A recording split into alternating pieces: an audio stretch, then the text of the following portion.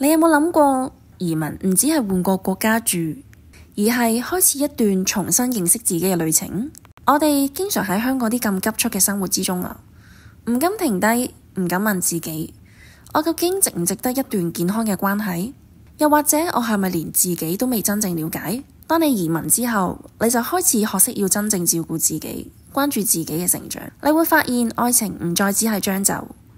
而係真正去揾一個屬於你嘅真命天子。今日我就喺山上面同你講，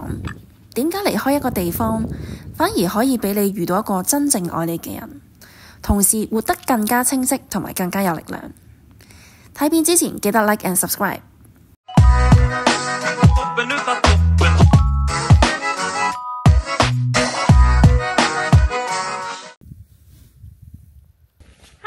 歡迎大家翻嚟我嘅 YouTube channel， 我係 Crystal 桃桃啊，超耐咧，太耐咧都冇拍呢一個喺加拿大生活嘅 vlog 啦，大家再 update 下最近嘅生活狀態啦。最近咧就係忙緊寫書啦，而家過咗嚟3年啦，都經歷咗好多移民上面嘅嘢啊，交通啊、社交啊、揾工啊、租屋等等呢啲咧。其實都係好多移民表格又唔知點填啊，揾屋又唔知點揾啊，揾工上面咧又唔知要有啲咩技巧先至即係俾呢度嘅僱主請自己啊，咁醫療上面嘅嘢啊，究竟應唔應該 cut 咗份保險先過嚟啊？或者係一啲日常生活中究竟喺度點樣買餸咧先至係最抵嘅？係啦，咁都會講呢啲資訊咧喺嗰本書上面嘅。咁所以咧我就決定要寫一本書啦。暫時就仲寫緊啦，大約都係做咗40% 左右。真係喺度經歷完之後咧，就發現，如果當初都有人分享佢哋嘅真實移民經歷，遇到嘅困難同解決方法，起碼大家都行少咗好多冤枉路先啦。呢本書正式預購啦，大家可以上我 Instagram 上面 DM 我，或者自己直接撳 link 訂購。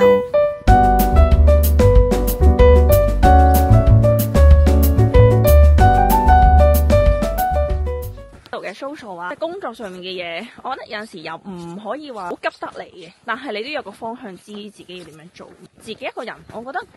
去行山啊，或者去一間靚嘅餐廳，即係氹自己開心冇問題㗎，係啦。即係可能喺香港嘅時候呢，大家就會覺得哇，好似好獨喎，一個人去餐廳食嘢，或者一個人去睇戲啊。你嚟到呢度之後呢，你會發現加拿大啲人獨立，你成日都會見到啲一個人帶咗張好靚嘅圓嘅野餐地氈，可能鋪喺地下啦，跟住呢，真係就咁瞓喺度睇書。你有一班啱傾嘅朋友仔，大家又興趣差唔多嘅，咁當然你話一齊玩都開心啦。但係一個人你自己都識點樣同自己相處嘅話，我覺得呢個係最緊要咯。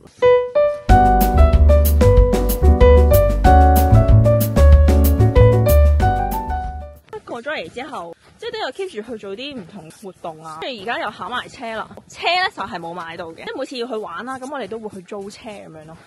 咁變咗就可以慳翻保險啊咁樣，即係好視乎你哋嘅工作其實需唔需要買車嘅。因為好多人就話，加拿大你冇車咧就好似斷手斷腳咁樣。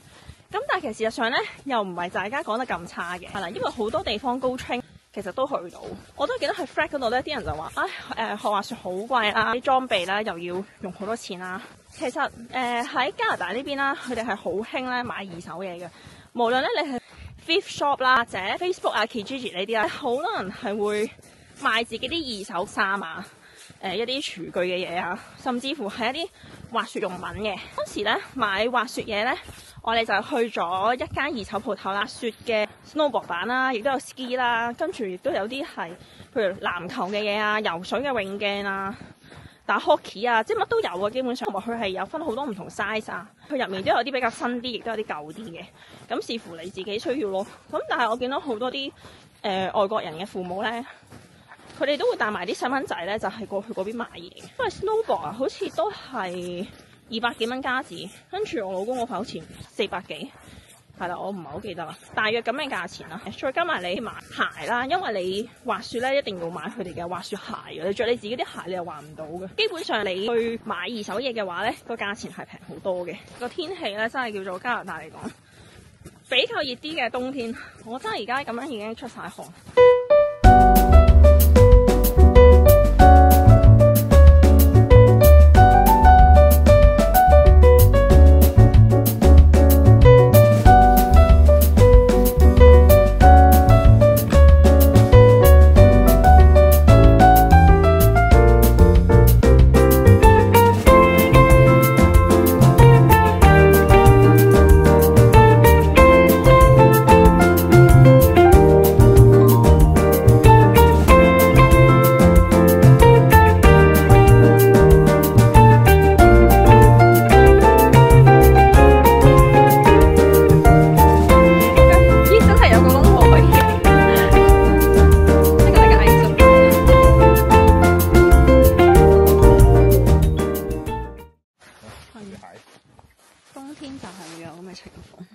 咧？睇下。我哋休息咗一陣，而家咧我哋咧又繼續行我哋嘅雪山，用呢一個伸縮棍咁樣啦，諗住拍個大啲嘅 view。雪山咧，佢咧呢度係冇人嗰條路噶嘛，所以咧行每一步都要勁小心咯。好 enjoy 即係去啲大自然嘅地方。我邊發現啦，中意加拿大嘅人咧，最主要都係佢真係中意啲戶外活動嘅。即係如果你係中意戶外活動啊，其實係多嘢玩。之前夏天咧，我哋又去咗一次 camping 啦，好正咯，係第一次係喺加拿大呢邊露營其實都幾難。我真係突然間我諗起嗰啲人咧，如果拍嗰啲旅遊節目行森林咧，可以拍到嘢，其實都幾勁。因為呢個雪地真係好難行。大家而家喺鏡頭下望到嘅我，一定非常之細粒，非常之渺小。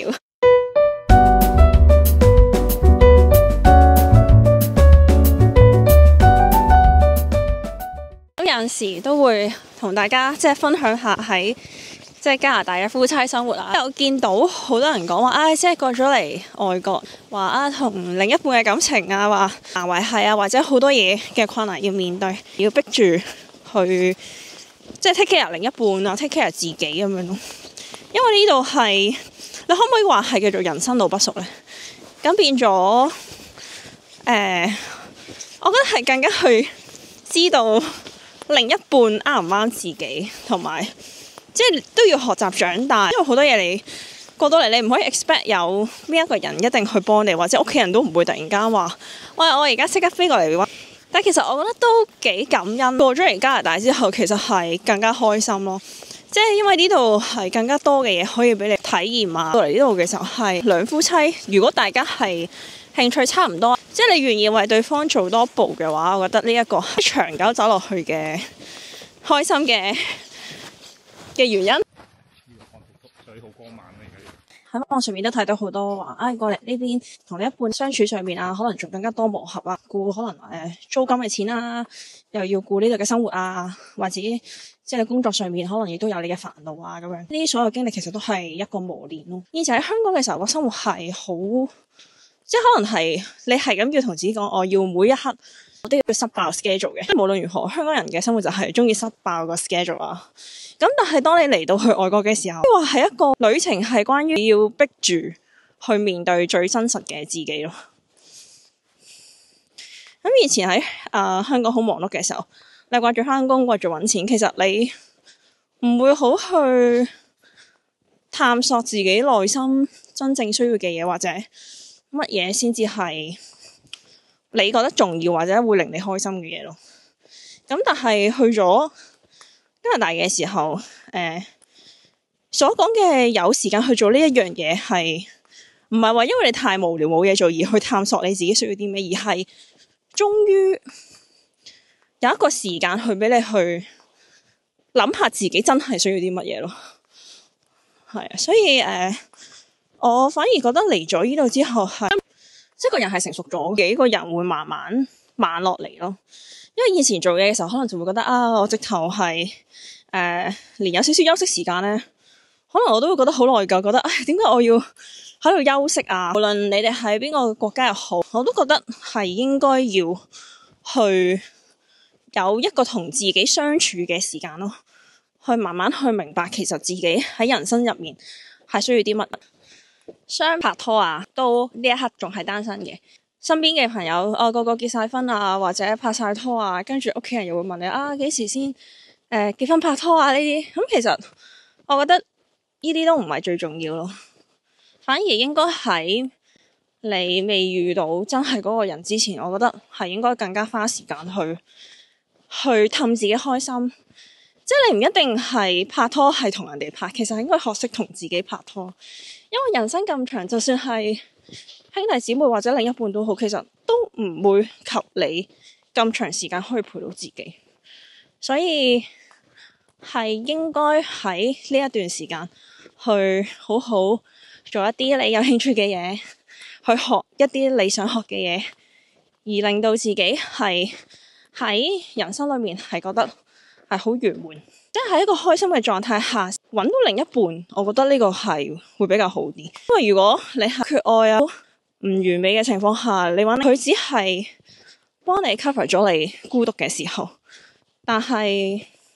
佢並唔係你生命中你需要嘅人，或者你真係鍾意嘅人。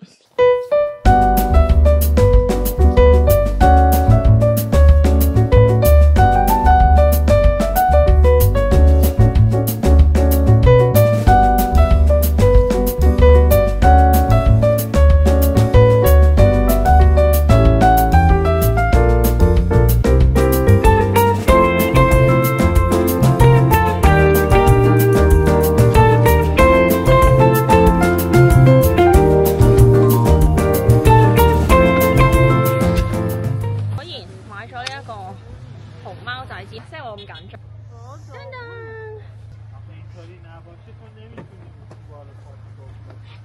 嗰陣時咧，呢件藍色褸咧就喺香港嗰時買過嚟啦。跟住想講勁好笑，即係咧嗰陣時諗住，即係 suppose 應該都係着得貼身啲咧，會好睇啲啦。咧就係買咗件比較貼身啲。嚟加拿大之後，其實應該冇人係冇肥，真係再加埋肥咗之後係加緊身。都要買過另一件新嘅滑雪褸。今日係行完山之後咧，就有個朋友啦，咁咧佢咧就過咗嚟多倫多，佢就約我哋食飯啦。咁啊 lunch time 真係啱啱好啊，撞都冇咁好彩。我哋咁啱喺嗰頭行山，傾到成4點幾5點咧，我哋直接開車啦，就過咗嚟滑雪係啦。咁其實咧，今次我哋呢個滑雪場咧就係嚟過好多次啦，而我哋係去過幾個啦 ，Blue Mountain 又去過啦，跟住呢一個係 Lake Ridge。其實咧呢一個場咧係。即係對初學者嚟講咧，其實呢一個場咧，我覺得係比較容易。我去 Blue Mountain 啦，哇，係好出名啊！但係咧，即係我玩初學者嗰度嘅時候咧，我覺得嗰度比較太多人啦，跟住咧係你可能行一陣間，即係滑一陣間，你又唔熟悉喎，跟住可能你滑兩下，突然間又驚撞到人，你又成個就即刻趴低咗、瞓低咗咁樣。咁所以就我覺得 Blue Mountain 咧，可能係適合啲比較已經好識滑雪嘅人去玩咧，就幾好嘅。再加埋咧，佢入面有啲即係好似有少少旅遊區嘅感覺啦，佢好多啲鋪頭啊，即係可能買啲小朋友嘢、裝飾品啊咁樣啦，都好正嘅，係啦，即係可以順便可以叫做旅遊埋啦。咁再加上咧就係嗰度有酒店嗰啲嘅，你可以 book 嗰度嘅地方。今日嘅行程其實都幾開心啊！朝早行呢個雪山啦，跟住之後又約朋友仔食飯。我冇諗到我朋友仔即係佢即係過出嚟多倫多，跟住之後佢會諗起啊係 Crystal 啊，即係咯話我都係喺呢邊喎，跟住真係即刻 message 我同我講話諗住不如一齊食個飯啊，或者飲杯嘢咁樣咯。哇！真係我覺得係好開心，因為係你知道有朋友記掛住你，即係記得你喺呢一度喎咁樣。都已經玩咗差唔多全日，其實而家都9點幾，差唔多10點啦。咁咧今日咧喺加拿大嘅 vlog 呢條片咧就去到呢度啦。嚟緊咧都會 share 更加多咧喺加拿大同埋世界各地旅遊，再加埋咧工作面試嘅技巧俾大家。如果錯過以下嘅資訊咧，就記得 subscribe 我嘅 YouTube channel 啦。我哋下次再見啦，拜拜。